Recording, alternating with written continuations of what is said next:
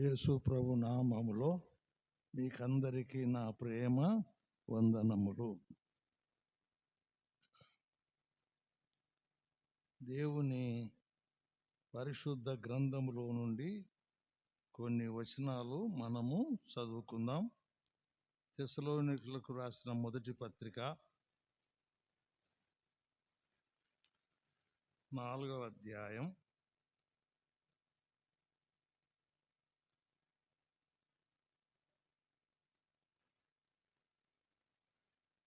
13వ వచనం నుంచి చదువుకుందాం. తెస్సలోనికలకు రాసిన మొదటి పత్రిక 4వ అధ్యాయం 13వ వచనములో ఒక మాట మనం చదువు. సహోదరులారా,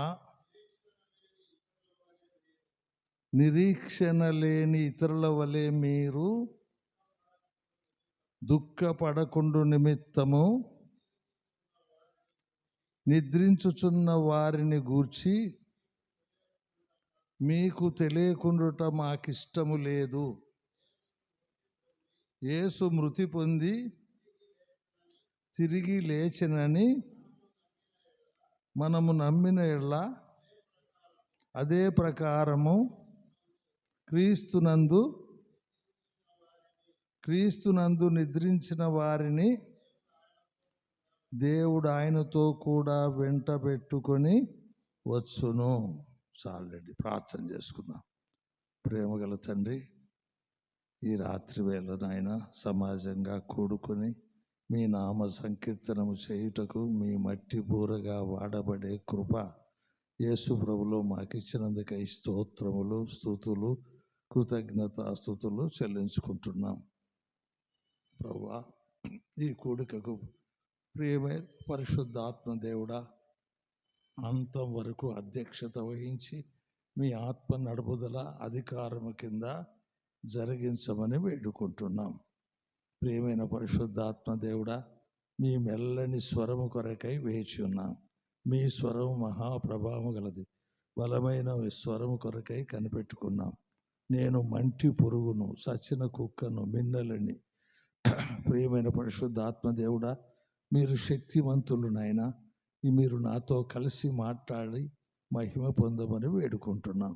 మన ఇద్దరం కలిసి మాట్లాడుతుండగా ప్రజలకు క్షేమం కలిగించి, ఆశీర్వదించి, దీవించి నీ ఆత్మ నడుపుదల దయచేయమని సమస్తమును మీ చేతులకు అప్పగించుకుంటూ యేసు ప్రభు వారి దివ్యమైన నామములో, శక్తిగల నామములో దీన మనస్సుతో అడుగుచున్నాము తండ్రి.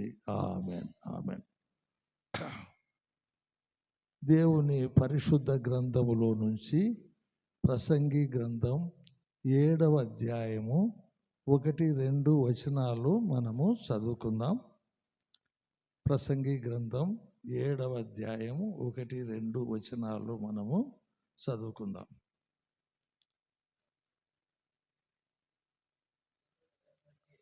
సుగంధ తైలము కంటే మంచి పేరు మేలు, ఒకని జన్మదినము కంటే మరణదినమే మేలు. విందు జరుగుతున్న ఇంటికి పోవుట కంటే ప్రలాపించుతున్న ఇంటికి పోవుట మేలు. ఏలయనగా మరణము అందరికీ వచ్చును గనక బ్రతుకుచున్న వారు దానిని మనస్సున పెట్టుదురు. చాలండి. మరణం ఎందరికి వస్తుంది? అందరికీ వస్తుంది అన్నాడు. కీర్తన 89వ అధ్యాయం 48వ వచనంలో కూడా ఒక మాట రాశాడు. చూడండి, కీర్తన గ్రంథం 89:48వ వచనములో చూడండి. మరణము చూడక బ్రతుకు నరుడు ఎవడు? పాతాళము వశము కాకుండా దాన్ని తప్పించుకొనగలవాడు ఎవడన్నాడు. హెబ్రీ పత్రికలో 9వ అధ్యాయం 27వ వచనములో కూడా ఒక మాట రాశాడు. హెబ్రీ పత్రిక 9వ అధ్యాయం 27వ వచనము, మనుషులందరూ ఒక్కసారియే మృతి పొందవలనని నియమింపబడెను. ఆ తర్వాత తీర్పు జరుగునన్నాడు. చూడండి, మనం అంటే మరణం ఎందరికి వస్తుంది? అందరికి వస్తుంది. అయితే మరణాల్లో తేడా ఉంది. ప్రభువులో నిద్రించడము వేరు, పాపములో చనిపోవడము వేరు. ఆలోచన చేసినారా? మరణం అందరికీ వచ్చేది ఖాయమే. చూడండి, అయితే ఇక్కడ ఏమంటున్నా అంటే ప్రభువులందు నిద్రించిన వారు ధన్యులు అంటాడు, పాపములో చనిపోయిన వారు పరలోకానికి పోరు అని వ్రాసినాడు. యోహాను సువార్త 8వ అధ్యాయం 21వ వచనంలో చూడండి, ఆ మాట రాసినాడు. యోహాను సువార్త 8:21 చూడండి. మరి ఒకప్పుడు ఆయన, నేను వెళ్ళిపోవుచున్నాను, మీరు నన్ను వెదుకుదురు గాని మీ పాపములోనే ఉండి మీరేమవుతారు? చూడండి, జాగ్రత్తగా ఉండండి. మీరు మీ పాపములో ఉండి చనిపోతారు. నేను వెళ్ళు చోటికి మీరు రాలేరన్నాడు.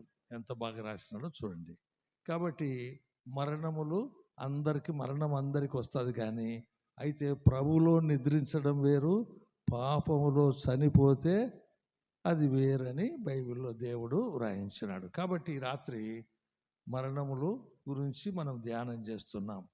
యేసు ప్రభువులో నిద్రిస్తే ఒక్క క్షణంలోనే మనం అందరము దేవుని దగ్గరికి పోతామని బైబిల్లో దేవుడు వ్రాయించినాడు.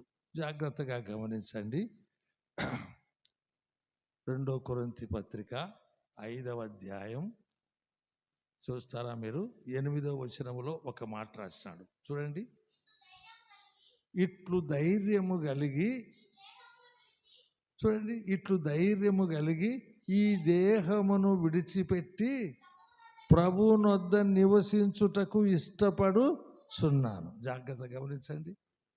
ఇట్లు ధైర్యము కలిగి ఈ దేహమును విడిచిపెట్టి ఎక్కడ పోతాము? ప్రభువునొద్ద నుండుటకు ఇష్టపడుచున్నాము.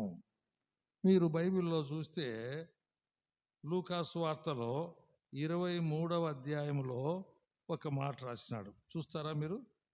లూకా సువార్త 23వ అధ్యాయం 44వ వచనంలో కూడా ఒక మాట రాసినాడు. ప్రమారమే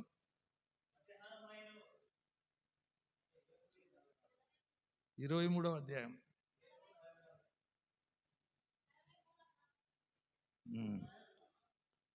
సర్లే చెప్తలే 41.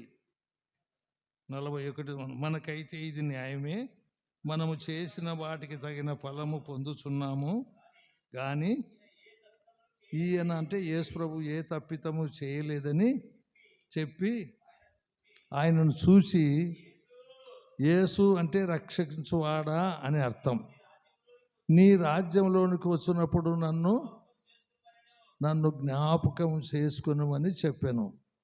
చూడండి, అందుకు ఆయన వానితో, చూడండి, నేడు నీవు నాతో కూడా ఎక్కడుంటావు? పరదైసులో ఉంటావని చెప్పాడు. నిశ్చయముగా అంటే కరాఖండిగా చెప్తున్నాడు. చివరి గడియలో ప్రభు నమ్ముకున్నాడు, నాకైతే ఈ శిక్ష న్యాయమే కానీ యేసు ప్రభుకు న్యాయమైంది కాదని చెప్పి, ప్రభువా నీ రాజ్యంతో వచ్చేటప్పుడు నన్ను జ్ఞాపకం చేసుకోమంటే ప్రభు అన్నాడు, నేడు నువ్వు నాతో కూడా పరదైసులో ఉందు అంటే ఎంత మంచి సమాధానం ఇచ్చినాడో మీరు చూడండి. కాబట్టి రక్షించబడిన వారంటే ప్రభులో నిద్రించిన వారు చనిపోయిన వెంటనే ఎక్కడికి పోతారు చెప్పండి? ఎక్కడ పోతారు? పరదైసుకు పోతారు. చూస్తారా మీరు?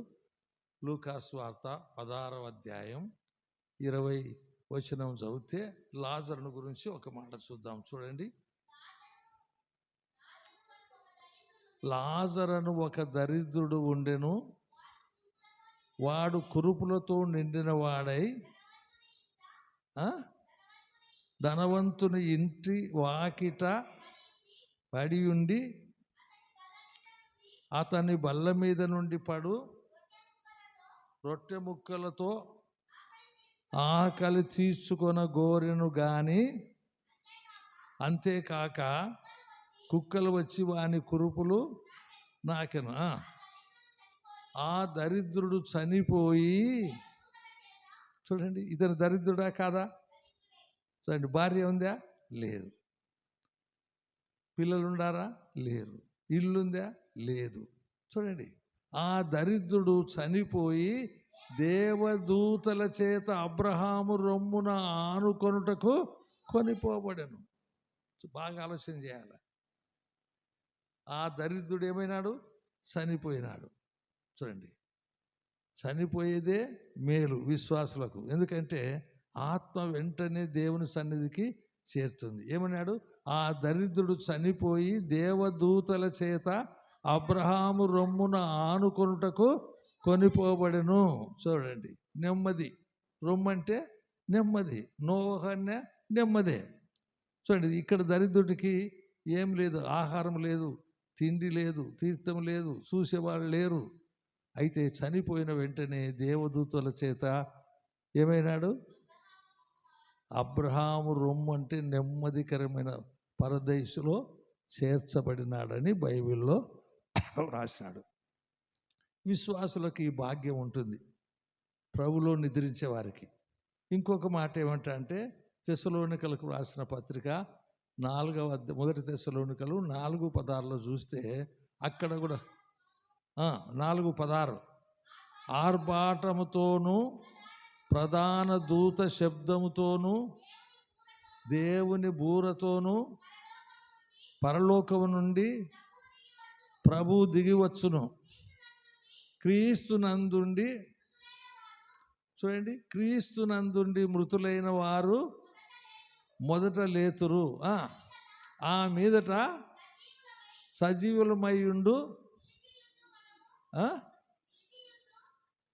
సజీవులమయ్యుండు నిద్రించిన మనము నిదానంగా నిలిచియుండు మనము వారితో కూడా ఏకముగా ప్రభువును ఎదుర్కొనుటకు ఆకాశ మండలమునకు మేఘముల చేత కొనిపోతాం. ఇది విశ్వాసికి ప్రభువులో నిద్రిస్తే. చూడండి ఎంత ధన్యత. ఎంతసేపట్లో? ఒక్క క్షణములోనే అన్నాడు. తెలుసునా మీకు? ప్రభులో నిద్రిస్తే ఎక్కడ పోతాము? ప్రభు దగ్గరికి పోతాం. అది ఎక్కడంటే పరదైస్ అన్నాడు. చూడండి, అది నెమ్మదికరమైన స్థలం అని రాసినాడు. మీరు జాగ్రత్తగా ఆలోచన చేయండి. దేవునిలో ప్రభులో నిద్రించడం వేరు, పాపములో చనిపోవడము వేరు. చూడండి, ఎంతకాలం ఉంటాం ప్రభుతో? అదే 1 తెస్సలోనికలు 4:16 దాటిన తర్వాత ఉంది ఆ మాట. కాదు, సదాకాలము ప్రభుతో కూడా మనము ఉందు. సదాకాలం అంటే ఎల్లప్పుడూ ప్రభు మనతో కూడా ఉండును. చూడండి, ఎవరితో ఉంటాము? ప్రభుతో కూడా ఉంటాము. ఇది భాగ్యం, ధన్యకరమైంది. ఈ లోకములో మనం ఇంకా ఉండామంటే దేవునికి దూరంగా ఉండామన్నాడు. 2 కొరింథీ పత్రిక 5వ అధ్యాయం 7వ వచనంలో ఆ మాట అన్నాడు. 2 కొరింథీ పత్రిక 5వ అధ్యాయం 7వ వచనం, గనుక ఈ దేహములో నివసించుచున్నంత కాలము ప్రభువుకు దూరముగా ఉన్నాము. ఈ దేహమును విడిచిపెట్టి, ఇట్లు ధైర్యము కలిగి ఈ దేహమును విడిచిపెట్టి ప్రభువునొద్ద నివసించుటకు ఇష్టపడుచున్నాము. చూడండి ఎంత భాగ్యము. మరి ఫిలిప్పీ పత్రికలో 1వ అధ్యాయం 21వ వచనములో మీరు చూస్తే ఒక మాట రాసినాడు. ఫిలిప్పీ పత్రిక 1:21, నా మట్టుకైతే బ్రతుకుట క్రీస్తే, సావైతే లాభం. చూడండి, ఒకరి జన్మదినము కంటే మరణదినమే మేలు అన్నాడా లేదా? ప్రసంగి గ్రంథం 7వ అధ్యాయంలో ఉందా లేదా? ఉంది. ఒకరి జన్మదినము కంటే మరణదినం అంటే నెమ్మదికరమైన స్థలములో ఉంటారు ప్రభువులో నిద్రించిన వారు. మీరు బాగా ఆలోచన చేసుకోండి. క్రీస్తు నమ్మిన బిడ్డలకు ఎంత ధన్యకరం ఉందో మీరు ఆలోచన చేసుకోవాలని ప్రకటన గ్రంథంలో కూడా ఒక మాట అన్నాడు. చూస్తారా మీరు? 14:13లో ప్రకటన గ్రంథము 14వ అధ్యాయం 13వ వచనంలో చూడు. అంతటా ఇప్పటి నుండి ప్రభునందు మృతులు దండులంటే ఆశీర్వదించబడిన వారని. చూడండి, దండులంటే ఎవరు? ఆశీర్వదించబడినారని వ్రాయమని పరలోకం నుండి ఒక స్వరము చెప్పగా వింటిని. నిజమే, వారు తమ ప్రయాసములు మాని విశ్రాంతి పొందుదురు, వారి క్రియలు వారి వెంట పోవునని ఆత్మ చెప్పుచున్నాడు. చూడండి ఎంత భాగ్యము. అయితే దేవుని వాక్యంలో ఇంకొక మాట రాసినాడు, చూసినారా మీరు? ఏమిటదంటే యోహాను సువార్త 8వ అధ్యాయం 21వ వచనములు చదివితే చూడండి, విశ్వాసులకు ఎంత ధన్యత ఉందో, ఎంత ఆశీర్వాదం ఉందో, ఎంత క్షేమం ఉందో మీరు ఆలోచన చేయండి. మరి ఒకప్పుడు ఆయన, నేను వెళ్ళిపోవచ్చున్నాను, మీరు నన్ను వెతుకుతారు కానీ మీ పాపములోనే ఉండి మీరు చనిపోతారు. చూడండి, మీరేమో నన్ను వెతుకుతారు కానీ మీ పాపములో ఉండి మీరేమైపోతారు? చనిపోతారు. నేను వెళ్ళి చోటికి మీరు రాలేరని వారితో చెప్పాను. చూడండి, యేసు ప్రభు ఉండే స్థలానికి పోతారా? ఇల్లుగా పోరు. ఏమన్నాడు? మీరు నన్ను వెతుకుతారు కానీ మీ పాపములోనే ఉండి మీరేమైపోతారు? చనిపోతారు అని. అవతల ఏమన్నాడు? నేను వెళ్ళే పరలోకానికి మీరు రాలేరని చెప్తున్నాడు. ఇది ఎంత కఠినమో మీరు ఆలోచన చేయండి. బాగా ఆలోచన చేస్తే మీకు అర్థమవుతుంది. పాపములో చనిపోవడం ఎంత నష్టమో, ప్రభువులో నిద్రించడం ఎంత శ్రేష్టమో మీరు ఆలోచన చేయండి. మరి మీరు దేవుని వాక్యములో చూస్తే ఒక మాట వ్రాయబడింది. యోబు గ్రంథములో 21:13 చూస్తావా? యోబు గ్రంథం. వారు భూమి మీద ఎట్లా బతుకుతారంట? శ్రేయస్సు కలిగి తమ దినములు గడుపుదురు. ఒక్క క్షణములోనే. చనిపోయిన క్షణం అంటే ఒక సెకండే. ఏమన్నాడు? వారు శ్రేయస్సు కలిగి తమ దినములు గడుపుదురు కానీ ఒక్క క్షణములోనే పాతాళమునకు దిగిపోదురు. చూడండి, పాతాళం అంటే అగ్ని. ఎంత కష్టం ఉంటుందో మీరు ఆలోచన చేయండి. అసలు ప్రాణం బయటికి పోతానే, ఆత్మ బయటికి పోతానే ఈ ఆత్మ పోయి పాతాళంలో పడుతుందని బైబిల్ రాసినాడు. మీరు చూస్తారా? మీరు ఒక మాట లూకా సువార్తలో 16వ అధ్యాయము 22వ వచనం చదువుతారా? లూకా సువార్త 16:22. ఇంకా కిందికి రా. ధనవంతుడు కూడా అని ఉందా లేదా? ధనవంతుడు కూడా చనిపోయి పాతి పెట్టబడను. అప్పుడు అతడు చూడండి ఎక్కడికి పోయినాడు? పాతాళానికి పోయినాడు. అప్పుడు అతడు పాతాళములో బాధపడుచు కన్నులెత్తి దూరము నుండి అబ్రహామును అతని రొమ్మున ఆనుకొని ఉన్న లాజరును చూసి, నా తండ్రివైన అబ్రహామా, నా యందు కనికరపడి తన వ్రేలుకొని నీళ్ళలో ముంచి నా నాలుకను చల్లార్చుటకు లాజరును పంపు. చూస్తున్నారండి, చాలు. ఈయనకు చనిపోయిన క్షణములు ఎక్కడ పడినాడు? పాతాళంలో పడినాడు. పాతాళము పాపము చేసిన వారిని పట్టుకున్నాడు. ఉందా లేదండి? ఉంది. పాతాళము పాపం చేసిన వారిని పట్టుకొనునని రాశాడు. చూడండి, ఇప్పుడు ఈ ధనవంతుని ఆత్మ ఎక్కడ భయపడింది? పాతాళం పట్టుకుంది. పాతాళంలో ఏముంది? అగ్ని.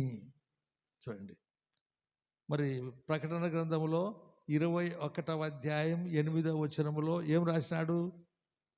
చూసే చదవాలనంగా, పిరికివారును, అవిశ్వాసులను, అసఖ్యులు అంటే పాపాన్ని ప్రేమించేవారును, నరహంతకులను, వ్యభిచారులను, మాంత్రికులను, విగ్రహారాధికులను, అబద్ధికులందరూ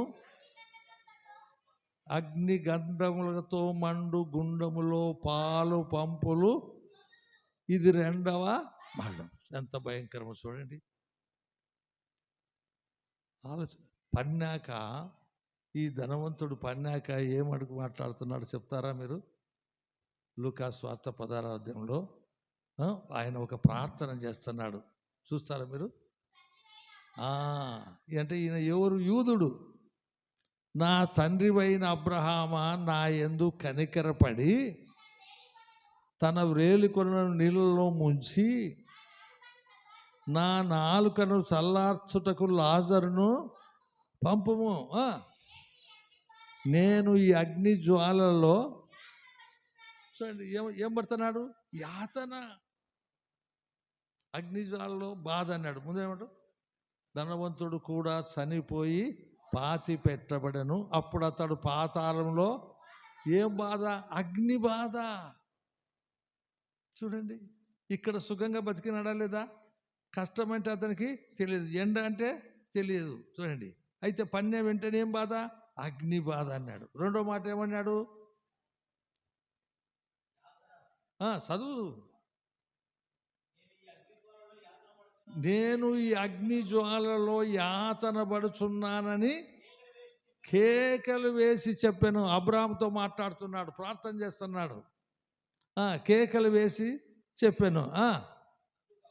అందుకు అబ్రహాము, కుమారుడా, నీ జీవితకాలమందు నీకిష్టమైనట్టు సుఖం అనుభవించితివి, అలాగనే లాజరు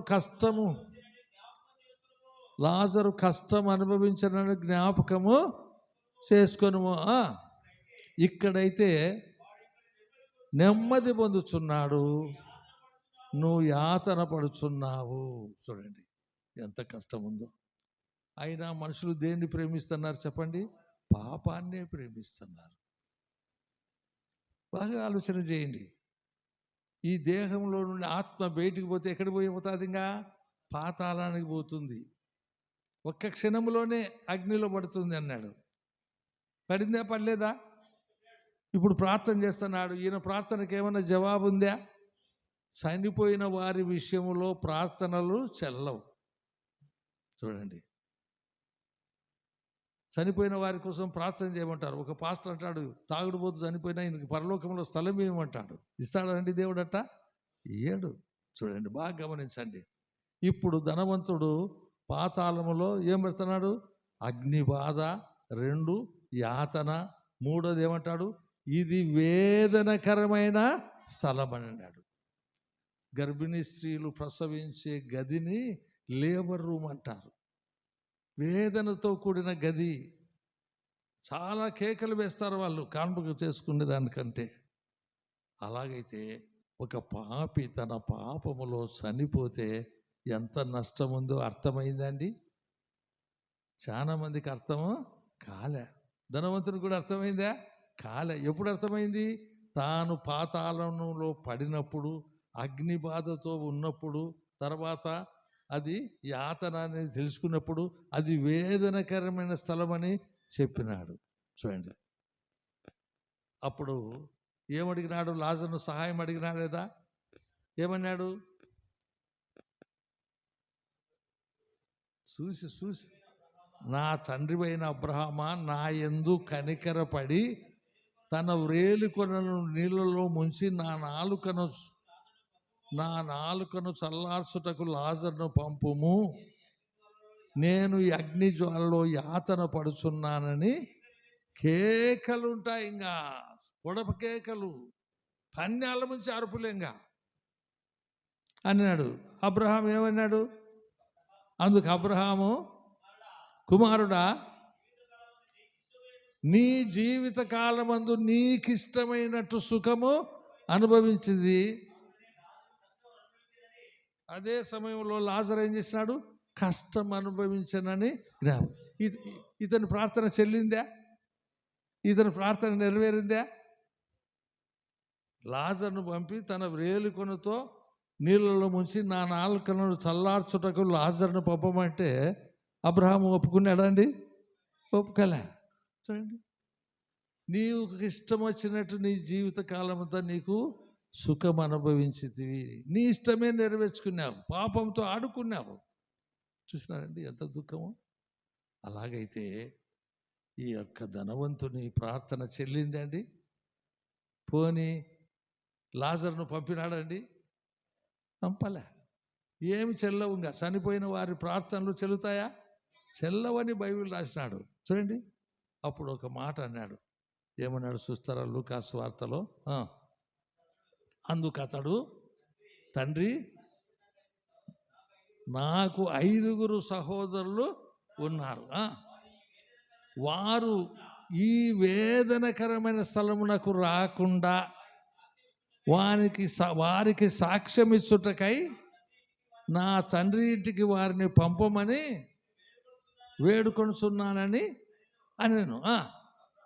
అందుకు అబ్రహాము, వారి యొద్ద మోషే ప్రవక్తలు, నిర్గమాకాండంలో జరిగిన ఘట్టం ఇది. ఇది కథ కాదు, సత్యంతో జరిగిన సంగతి ఇది. అక్కడ ఎవరున్నారట? మోషే ప్రవక్తలు ఉన్నారు. వారి మాటలు వినవలనని అతనితో చెప్పగా, అతడు, తండ్రి అయిన అబ్రహామా, అలాగనవద్దు.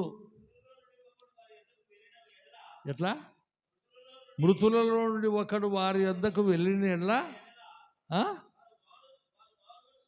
వారు మారు మనస్సు పొందుదురని చెప్పాను. అందుకు అబ్రహాము, మోషేయు ప్రవక్తలు చెప్పిన వినిన ఎడల మృతులలో నుండి ఒకడు లేచినను వారు నమ్మరని అతనితో చెప్పారు. ఈ మాటన నెరవేరిందా? లేదు. ఇక్కడ మోషే ప్రవక్తలు ఉన్నారు. ఎక్కడ? నిర్గమాకాండంలో. వారి మాటలు వినుకుంటే నీకు పట్టిన గతే వాళ్ళకు కూడా పడుతుందన్నాడు. ఎంత కష్టమో చూడండి. పడేంత వరకు అగ్ని విలువ మనకు తెలియదు కదా. పడితేనే కదా అగ్ని విలువ తెలిసేది. అంటే ప్రాణం పోతేనే కదా, ఆత్మ బయటికి పోతేనే కదా. పాపములో చనిపోతే వారి ఆత్మ దేహాన్ని వదిలిపెట్టిన క్షణములోనే ఎక్కడ పడుతుంది? పాతాళంలో, అగ్నిలో పడుతుంది. పడిన వెంటనే ఇంకా ఏడుపుంటుందే, ఉండదా?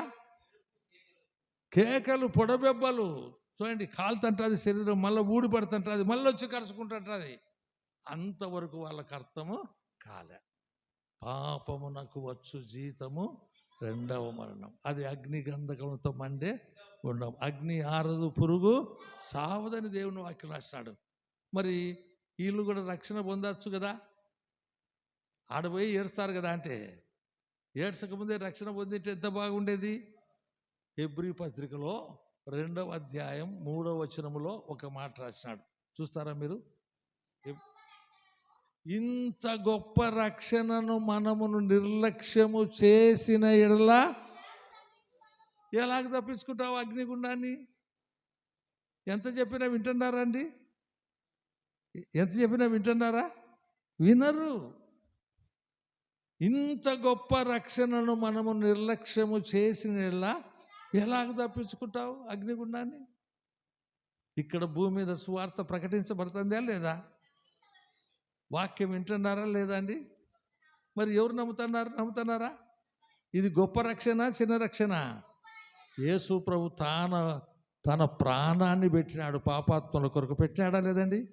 భారమైన సిలువను మోసినాడు, గవిని వెలుపట శ్రమపడినాడు, యెరూషలేము వీధుల్లో ఈడవబడినాడు, అరికాలు మొదలుకొని నన్నెత్తి వరకు గాయపరచబడినాడు. చూడండి, ఆయన వీపు దున్నబడింది, ఎముకలు స్థానం తప్పినాయి, ఆయన సిలువలో చూడనులని వానిగా చేయబడినాడు. ఆయన ముఖం ఉమితో కప్పబడింది. ఆయన ఎముకలన్నీ స్థానం తప్పినాయా లేదా? చూడండి ఎంత అన్యాయపు తీర్పు. అక్రమకారులో ఒకనిగా ఎంచబడి అన్యాయపు తీర్పు పొందినాడా లేదా?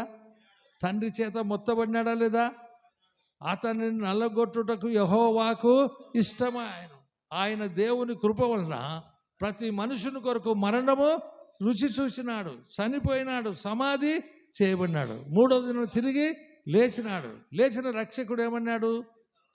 మీరు సర్వలోకానికి వెళ్ళండి, సర్వ సృష్టికి సువార్తను ప్రకటించండి, నమ్మి బాప్తిసం పొందిన వాడు రక్షించబడతాడు. చూసినారండి, నమ్మని వానికి శిక్ష, నమ్మితే రక్షణ, నమ్మకుంటే శిక్ష. చూసినారా? ఇంకా పాపంతోనే ఆడుకుంటావా? ఇంకా పాపాన్నే ప్రేమిస్తావా? పాపంలో చనిపోతే వచ్చే నష్టం ఎంతో నీకు అర్థమైందా? దేవుడు ప్రేమ స్వరూపే కాదండి? మన పట్ల తన ప్రేమను వెల్లడిపరిచినాడా లేదా? మనం ఇంకనూ పాపులమై ఉండగానే క్రీస్తు మన పాపముల కొరకు సిలువలో చనిపోయి సమాధి చేయబడి మూడవ దినమున తిరిగి లేచిన రక్షకుడు అన్నాడు, మీరు సర్వలోకానికి వెళ్ళండి, సర్వ సృష్టికి సువార్తను ప్రకటించండి, నమ్మి బాప్తిసం పొందిన వాడు రక్షింపడు, నమ్మని వానికి శిక్ష. చూస్తారండి ఎంత దుర్మార్గం. మరణం చెప్పి వస్తుందే చెప్పకుండా వస్తుందండి? ఇస్సాకు అన్నాడు, నా మరణ దినము నాకు తెలియదన్నాడు. దావీదు అన్నాడు, లోకులు పోయే మార్గంలో నేను పోతున్నా అన్నాడు. మరణం చెప్పి రాదు. నీకు మరణ దినం నీకు తెలియదు, ఏ జామున ఏం జరుగుతుందో. నమ్మని వారికి ఎంత కీడుందా లేదండి? ఎంతకాలం ఏడుస్తారు? యుగాయుగములు ఏడుపు, పండ్లు కొరుకుట, అగ్ని ఆరదు, పురుగు చావదు. నమ్మిన వారికి వెంటనే పరలోకములో స్థలం ఉందా లేదా? ఉంది. వెంటనే పరదేశంలో నాతో పాటు ఉంటావని ఆ దొంగతో దేవుడు మాట్లాడినాడా లేదా? లాజరు దేవదూతల చేత ఎత్తబడినాడా లేదా? అబ్రహాం రొమ్మున ఆనుకున్నాడా లేదా? నెమ్మదికరంగా ఉన్నాడు. చూస్తున్నారండి, ఈ రాత్రి ప్రభులో ఉండేది భాగ్యమా, పాపములో ఉండేది భాగ్యమా? ఆలోచన చేయండి. పాపమునకు వచ్చు జీతము రెండవ మరణం, అది అగ్నిగణంతో మండే గుండం, అగ్ని ఆరదు, పురుగు సావదని పరిశుద్ధాత్మ దేవుడు వ్రాయించాడు. కాబట్టి మరణము రెండు రకాలని చెప్పినానా లేదా? మొదటి మరణం ఏమన్నాడు?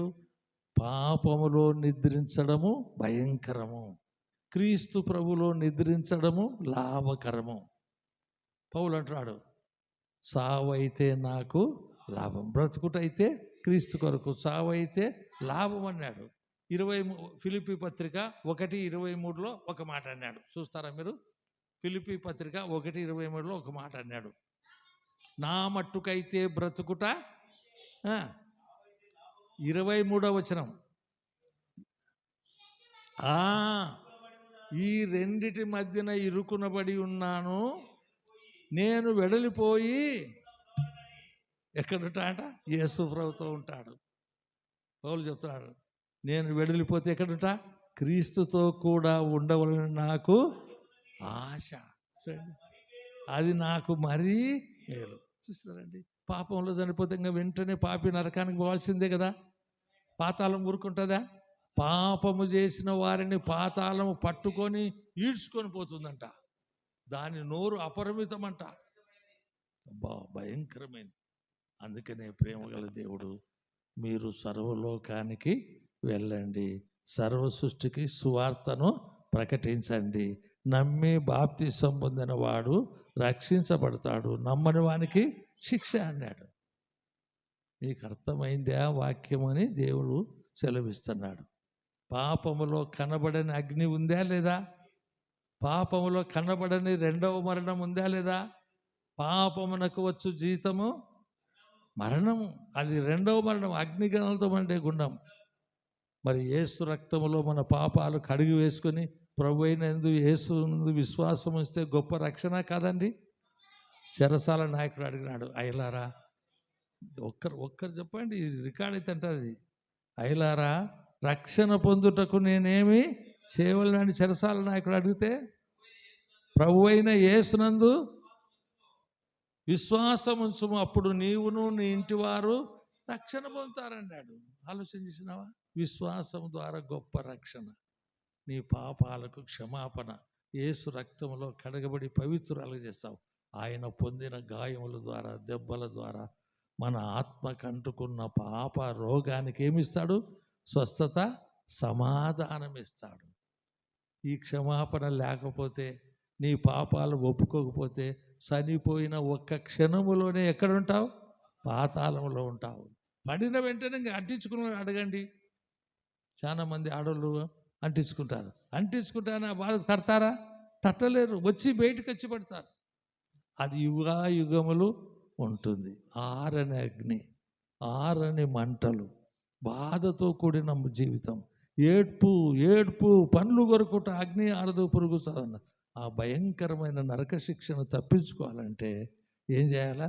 మన పాపములను మనము ఒప్పుకొనిన ఎడల ఆయన నమ్మదగిన వాడును నీతిమంతుడును గనక ఆయన మన పాపములు క్షమించి సమస్త దుర్నీతి నుండి పవిత్రులుగా చేయను. యేసు రక్తము ప్రతి పాపం నుండి కడిగి మానవుని పవిత్రునిగా చేస్తుంది. ఆయన పొందిన గాయముల ద్వారా, దెబ్బల ద్వారా మన ఆత్మకు అంటుకున్న పాప రోగానికి స్వస్థత, సమాధానము ఇస్తాడు. సూక్ష్మములో మోక్షం. నీ ధనం అక్కర్లే, నీ ధాన్యం అక్కర్లే, నీ భోగభాగ్యములు అక్కర్లే, ఉచితముగా నీతిమంతునిగా తీరుస్తాడు. ఒక మాట రోమా పత్రిక 3వ అధ్యాయం 24వ వచనములో మీరు చూస్తే ఆ మాట వ్రాయబడింది. చూడండి, రోమా 3:24. రోమా పత్రిక 3:24. కాబట్టి నమ్మువారు ఆయన కృపచేతనే క్రీస్తు యేసునందలి, అంటే పాప క్షమాపణ ద్వారా ఉచితముగా నీతిమంతులని తీర్చబడుతున్నారు. చూడు ఎంత భాగ్యం. యేసు ప్రభువుని నమ్ముకుంటే ఎంత మేలున్నాయి. ఆయన ఎదుట మన పాపాలు ఒప్పుకుంటే క్షమాపణ ఉంది. ఆయన రక్తంలో కడిగి పవిత్రులు చేస్తాడు. యేసు గాయాలు, దెబ్బల ద్వారా మన ఆత్మకు అంటుకున్న పాప రోగానికి స్వస్థత, సమాధానం ఇస్తాడు. నమ్ముట ద్వారా ఉచితముగా నీతిమంతులుగా తీస్తున్నాడు. కాబట్టి యేసు ప్రభు మాటలు సత్యం. రేపేం జరుగునో ఎవరికి తెలియదు. మనం రేపటి వారము కాము, నిన్నటి వారమే. ఈ రాత్రి ఆయన ఇచ్చే గొప్ప రక్షణను తృణీకరించకుండా, ధనవంతుడు ఏమైనాడు? తృణీకరించినాడు. ఇంత గొప్ప రక్షణను మనము నిర్లక్ష్యము చేసినలా ఎలాగ తప్పించుకుంటావు? తప్పించుకోలేవు. మరణం అంటే మన దేహంలో నుంచి ఆత్మ బయటికి పోతుంది, పోయిన వెంటనే పడుతుంది పాతాళం, క్షణములోనే అన్నాడు. కాబట్టి ఈ రాత్రి అయినా మీ ఆత్మను గురించి ఆలోచన చేసుకోండి. పాపంలోనే పుట్టి, పాపంలోనే పెరిగి, పాపంలోనే చనిపోతే నిత్య నరకం ఉంది. అగ్ని ఆరదు, పురుగు సావదు. యుగ యుగములు ఏడుపు, పండ్లు కొరుకుట. ఒక ముసలాం అనేది, నాకు ఇప్పుడు పనులు లేవే నాయన అనేది. వాటికి పోయి నాకు పనులు వస్తాయి అన్నాడు. కాబట్టి రక్షణ పొంది ఆనంద భరితులు కావాలని యేసు ప్రభు నామములో మీకు మనవి చేస్తున్నాను. దేవుడు ఈ మాటలు దీవించునుగాక. చిన్న ప్రార్థన. ప్రేమగల తండ్రి, మాకు పరిశుద్ధ గ్రంథం ఇచ్చినందుకై స్తోత్రం. మరణమైన తర్వాత ఒక పాపి తన పాపంలో చనిపోతే రెండవ మరణం నరకం ఉందన్నావు.